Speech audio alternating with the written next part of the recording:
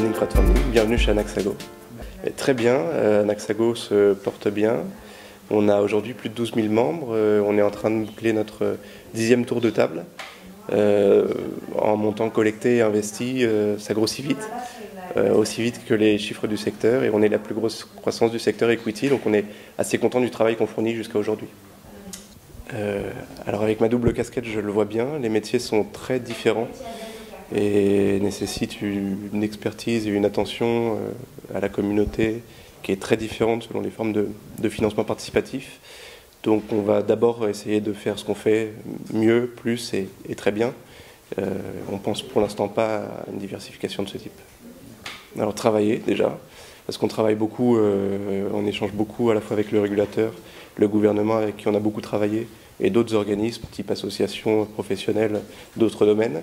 Ma position, elle était de dire dès le début que c'était dommage de critiquer un texte qui était en tout début de consultation, sachant que c'est un texte qu'on a tous demandé, sur lequel on a tous échangé. Quand je dis tous, c'est vraiment tous.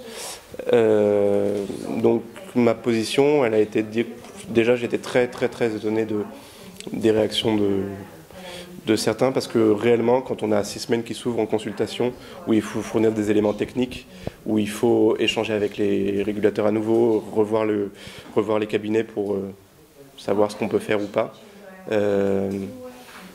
pour moi, c'était chercher à faire du bad buzz. Les solutions, c'est celles qu'on propose en ce moment. On va peut-être parler typologie par typologie. Dans le don contre don, sur les flux de paiement, le fait d'offrir une liberté aux plateformes de choisir, c'est très bien. On est en train de voir si les plateformes pourront le faire uniquement en France ou au niveau européen. Là, on sera très vite limité par les textes européens. On regarde sur le prêt. Les seuils sont trop timides, c'est certain. Donc on cherche à augmenter ces seuils. Les lobbies qui en face ne sont pas les plus faibles. On cherche à faire ça de manière intelligente pour notamment la protection des prêteurs. Et en ce qui concerne le capital, le statut, on a demandé d'avoir un statut spécifique, et on est en train d'ajuster toutes les conditions relatives éventuellement à un véhicule intermédiaire, toutes les conditions relatives aux capitaux propres qui peuvent être demandés, toutes les conditions relatives à l'information qu'on peut donner sur les plateformes. Donc on est en train de faire plein de propositions sur tout le texte qui est sorti le 30 septembre. Il y a deux choses, hein. Selon les plateformes, il y a deux choix, il y a un choix qui a été fait, c'est sur la holding. C'est vrai que la holding perd l'avantage fiscal, en tout cas quand c'est limite.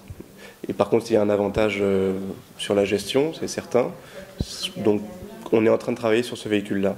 La réponse est, on travaille pour que le véhicule soit à la fois transparent fiscalement et facile pour la gestion d'une communauté large. Alors je crois que le crowdfunding a de beaux jours devant lui.